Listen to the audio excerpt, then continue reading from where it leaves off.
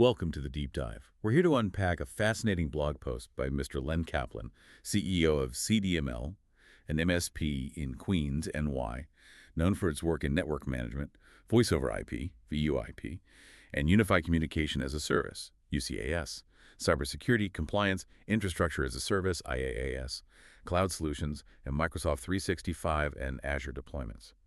If you're a small business owner, or perhaps you manage IT for a growing organization, this deep dive is absolutely for you. When we talk about cybercrime, it's easy for our minds to immediately jump to complex digital attacks, sophisticated firewalls being breached, or widespread ransomware locking down entire systems. We picture hackers in dark rooms, furiously typing code. Right, the sort of Hollywood image. Exactly. But what if I told you one of the most common and devastating forms of cybercrime doesn't involve any technical hacking at all? It relies purely on the art of tricking someone, a profound exploitation of human vulnerability. That's exactly what we're going to explore in Mr. Len Kaplan's blog post, The Anatomy of a Social Engineering Scam, which lays out a truly compelling real-life case study that brings this point home. And this topic couldn't be more relevant, especially for small to medium-sized businesses. What's truly illuminating about these con jobs, as Kaplan's post calls them, isn't their technical sophistication. No, not at all. Instead, they cleverly manipulate our inherent human elements, our trust, our responsiveness to urgency, and that fundamental desire to be helpful. It's a low-tech, incredibly high-impact approach that targets people, not intricate computer systems. It's about hacking the human, like you said. Yeah, exactly. Hacking the human, not the machine. So let's peel back the layers of this real-world scenario from the anatomy of a social engineering scam. Our story begins at Blueprint Studio, a thriving architectural firm with a team of about 14. Jane, the firm's founder and lead architect, is, like many small business leaders, wearing multiple hats. Oh, definitely. Very common. Beyond her architectural brilliance, she also oversees operations and, crucially, IT.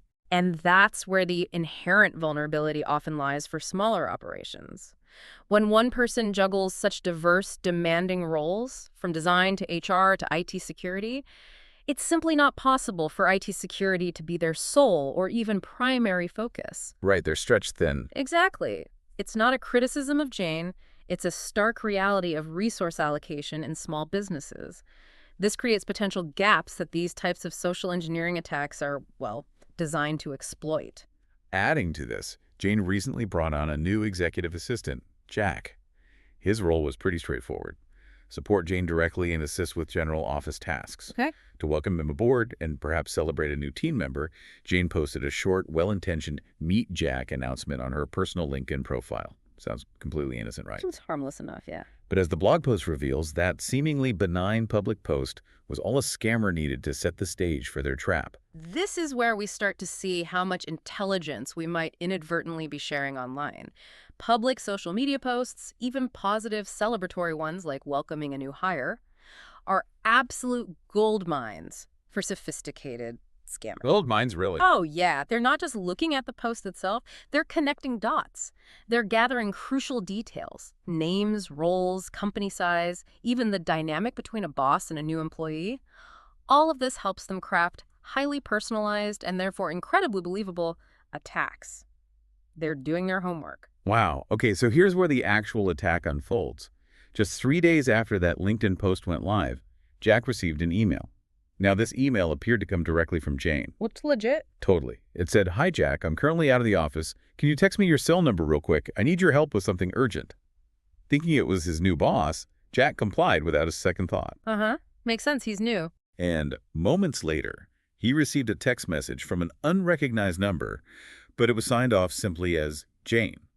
The text read, "I want to do something nice for the team and surprise a few employees with gift cards. Can you grab some while you're out? I'll reimburse you, of course." Ah, the classic gift card request.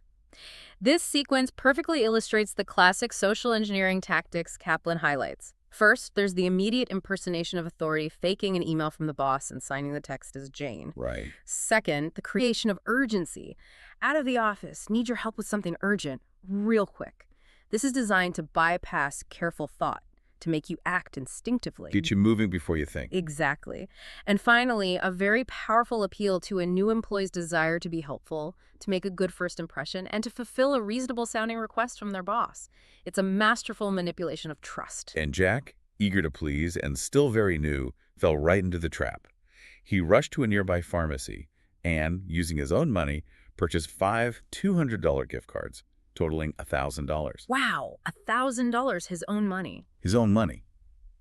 He texted back, confirming he had the cards, and was on his way back to the office. But the fake Jane texted again, pushing the urgency. Still not in the office. Can you go ahead and activate them and send me photos of the codes? I need to get these out right away. Doubling down on the urgency. Yep. Jack, still believing he was being helpful and following instructions, did exactly that. He scratched off the codes, took photos with his smartphone, and sent them off. Oh, no. Then came the devastating, crushing moment of realization. By the time Jack actually walked into the office and saw the real Jane sitting at her desk working away, it was already too late. Oh, that feeling must have been awful. Jane hadn't sent any email, she hadn't sent any texts, and that cell number was definitely not hers.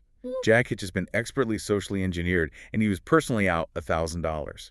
The speed and the irreversible nature of that loss once those codes were sent is absolutely stark. Kaplan's analysis in the blog post drives home a critical point. This was not a high-tech hack that circumvented firewalls or encryption. No tech involved, really. Right. It was a sophisticated con job that bypassed all technical defenses by exploiting human behavior. The moment those gift card codes were transmitted, the money was gone. There was no retrieving it, no undoing the damage. It underscores just how immediate and impactful these attacks can be. So how did this all happen? The anatomy of a social engineering scam breaks down the attacker's methodology, showing us it wasn't about breaking into systems, it was a carefully orchestrated manipulation. First, the attacker leveraged a real LinkedIn post to glean critical intelligence about a new hire. The recon phase. Exactly. Second, they expertly impersonated authority using Jack's name and position to gain his trust. Third, they skillfully created urgency, forcing Jack to bypass his normal skepticism and act quickly. That pressure tactic. Yeah. And finally, they appealed directly to his helpfulness, a very common and exploitable trait, especially in a new employee keen to impress. These seemingly simple tactics are disturbingly effective precisely because they exploit what we call cognitive biases, the mental shortcuts our brains take every day. Think about it. We're hardwired to trust authority figures, especially our boss. Sure, you want to do what your boss asks. Right. We respond to urgency like it's a fire alarm, overriding our critical thinking. And in a new job, the desire to prove oneself, to be seen as competent and helpful, is incredibly strong. Scammers are essentially exploiting these deeply ingrained human tendencies. So they know exactly which buttons to push. They really do. They're not just sending a random email. They're crafting a narrative that taps into our psychology, making the fraudulent request feel legitimate and compelling. That's why even the most intelligent, well-meaning individuals can fall victim. This brings us to the absolutely vital lessons for every business section of Mr. Len Kaplan's blog post. You might be thinking this sounds awful, but it couldn't happen to my business. But as the Blueprint Studio case shows, even a tiny medical office or a small architectural firm like James can be a prime target. Anyone can be a target. Right. The first and perhaps most foundational lesson is this. Train every new hire on day one. Make social engineering and phishing awareness a core part of your onboarding process. Crucial. Teach them to recognize and question any out-of-band requests. That is, requests that come through an unusual channel or at an unusual time, particularly if they involve money or sensitive information. And building on that, the second lesson is equally crucial. Verify before you act. If something feels even slightly off, or if a request comes in an unexpected way, you must pause. Don't just respond. Just take a breath. Exactly. Instead, verify the request using a known, trusted contact method for the sender. This means picking up the phone and calling them at a number you already have on file, or sending a message through a company-approved platform like Microsoft Teams or Slack, not simply hitting reply to the suspicious email or texting the number that just reached out to you. Don't use the channel they gave you. Precisely. That simple one-minute verification call could save you thousands or even hundreds of thousands of dollars. That's a game changer for many small businesses, honestly. Third, Kaplan advises. Don't use personal communication channels for work transactions. Stick strictly to company-approved platforms for all internal requests, especially those with financial implications. Keep work stuff on work platforms. Simple as that. If someone is asking for gift cards or a money transfer via personal text or email, that's a huge red flag. Fourth, use anti-spoofing tools. Ensure your domain is protected by protocols like SPF, DKIM, and DMRC. Okay, that's a bit more technical, but important. Yeah, these are technical measures that help prevent email impersonation by making it harder for scammers to send emails that look like they're coming from your company's domain. And the final piece of advice from the blog, which goes back to how this scam even started, limit details on public social media. While it's great to celebrate new hires, consider welcoming them internally first. Maybe not blast their full name and title out there immediately. Right. If you do post publicly, be mindful about including full names, specific job responsibilities, or sensitive company details.